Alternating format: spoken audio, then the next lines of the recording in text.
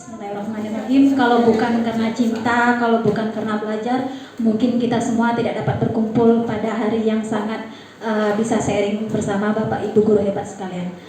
Izinkan saya untuk mengucapkan salam. Assalamualaikum warahmatullahi wabarakatuh. Waalaikumsalam warahmatullahi wabarakatuh. Saya adalah seorang guru mungkin yang masih belajar, yang masih pengalamannya lebih banyak dari Bapak Ibu sekalian, tapi tidak alangkah baiknya kita bersama-sama mencari kemudahan bagi peserta didik kita untuk memahami materi atau pembelajaran di kelas. Perkenalkan, nama saya Rahma Oktavia SPD. Saya mengajar dari sebuah dusun yang mungkin kalau saya jalan misalnya bawa motor pergi sekolah pagi itu ditanya mau kemana Bu? Mau ke Limbur? Jauh ya Bu? Pasti ngomongnya gitu semua. Ada yang ngomong dekat pasti ngomongnya jauh. Tapi alhamdulillah berkat motivasi kita, berkat tujuan kita bahwa sebagai penerang bagi generasi bangsa. Pada kesempatan kali ini saya membuat sebuah karya inovasi di mana yang berjudul penerapan alat peraga Korama berbasis AR. Korama di sini apa? Yaitu singkatan dari kotak rantai makanan. AR ini apa? Ada sebuah teknologi yang namanya augmented reality, yaitu sebuah teknologi yang disajikan dalam bentuk 2 dimensi atau 3 dimensi yang dapat dilakukan dengan anak kita dalam kehidupan nyata. Jadi dia bisa menggunakan alat itu dalam sebuah aplikasi, bisa diimplementasikannya dalam kehidupan nyata peserta didik.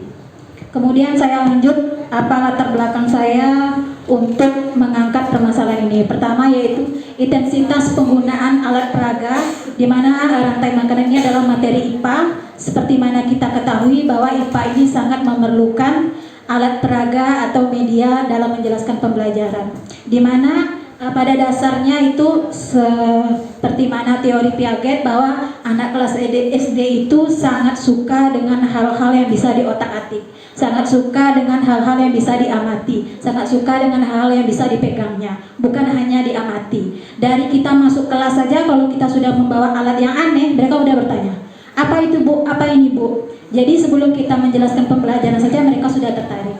Baik, mungkin itulah secara garis besar latar belakang saya. Kemudian ini judulnya, tujuan kegiatan. Saya lanjut saja ke pembuatan alat peraga. Mungkin pembuatannya saya perlihatkan saja.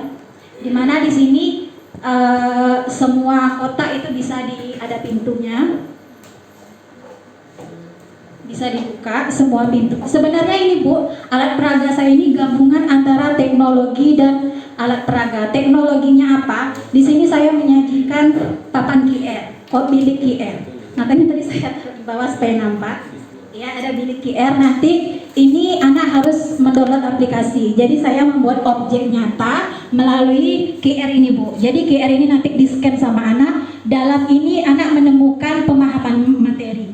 Anak menemukan sebuah tugas, anak menemukan transfer pengetahuannya, mengaitkan pengetahuan antara tugas. Setelah saya memahami atau mengajak, pertama saya menyuruh anak bawa HP itu anak sangat Bu, kita mau ngapa Bu bawa HP Bu? Kita mau ngapa?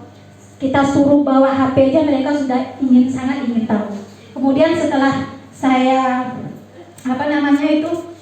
memberikan QR ini QR ini berbeda-beda Bu, satu QR ini tidak sama, jadi bermacam, bukan hanya satu materi. Kan rantai makanan itu ada konsumen 1, konsumen 2, konsumen 3. Jadi bagaimana anak membuat sebuah rantai makanan itu tidak hanya terpaku pada 2 konsumen atau 1 konsumen. Nah, itulah yang saya buat dalam sebuah tugas kelompok, di mana setiap kelompok itu mereka mendapat tugas masing-masing, satu kelompok itu membuat sebuah rantai makanan. Nah, saya acak nih Bu hewannya, saya gabungkan hewan laut, ekosistem hutan, rumput laut, saya gabungkan semua di sini.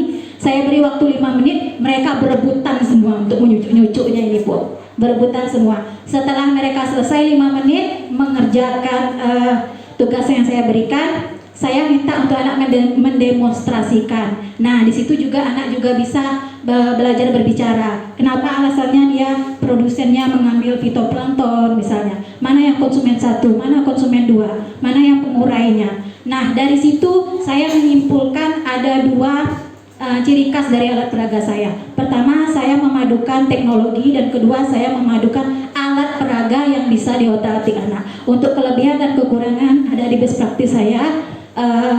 Ini juga sudah saya terapkan 2 kali pertemuan, bisa di kelas 4, bisa di kelas 5. Mungkin itu saja. Saya akhiri dengan wabillahi taufiq wal hidayah. Wassalamualaikum warahmatullahi wabarakatuh.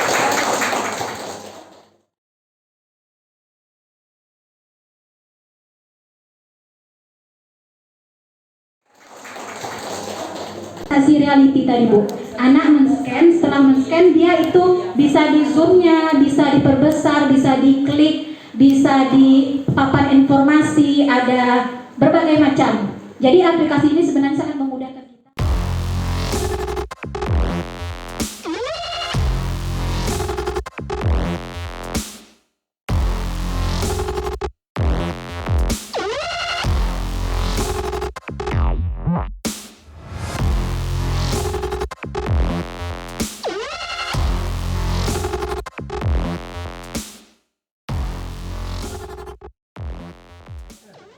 Kami, panitia dan peserta Lomba Kreativitas Guru Pembelajaran HUT PGRI yang ke-77 dan Hari Guru Nasional tahun 2022 mengucapkan Guru kami pulihkan